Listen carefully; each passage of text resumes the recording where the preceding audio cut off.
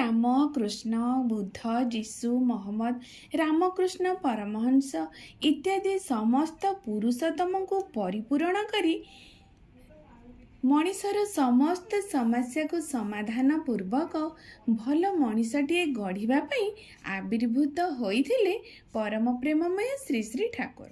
ସେ ଥିଲେ ମଣିଷ କାଙ୍ଗାଳ। କହୁଥିଲେ ଗୋଟିଏ ମଣିଷ ପାଇଁ ଦରକାର ପଡ଼ିଲେ ଗୋଟିଏ ସାମ୍ରାଜ୍ୟକୁ ମଧ୍ୟ ମୁଁ ତ୍ୟାଗ କରିଦେବି। ତାଙ୍କର ଦିବ୍ୟ ଜୀବନ ବାଣୀ ଅଦ୍ଭୁତପୂର୍ବ, ସହଜ, ସରଳ, ଯୁକ୍ତିପୂର୍ଣ୍ଣ, ବାସ୍ତବ ଭିତ୍ତିକ ଓ ସର୍ବଜନଗ୍ରାହ୍ୟ ଅଟେ।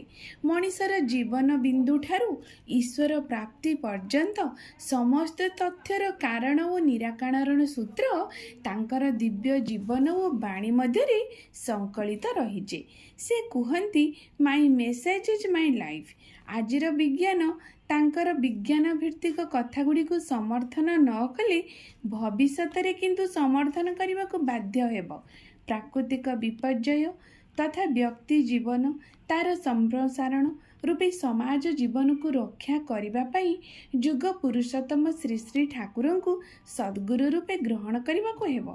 ତାଙ୍କର ପ୍ରଦତ୍ତ ପଞ୍ଚ ମହାନୀତି ଯଥା ଯଜନ, ଯାଜନ, ଇଷ୍ଟବୃତ୍ତି, ସ୍ୱସ୍ତୟିନୀ, ସଦାଚାର ନିଷ୍ଠା ସହକାରରେ ପାଳନ କରିବାକୁ ହେବ। ତେବେ ଯାଇ ଆମେ ଅନୁଭବ କରିପାରିବା ତାଙ୍କର ଦିବ୍ୟ ଆବିର୍ଭାବକୁ। ଜୟ ଗୁରୁ।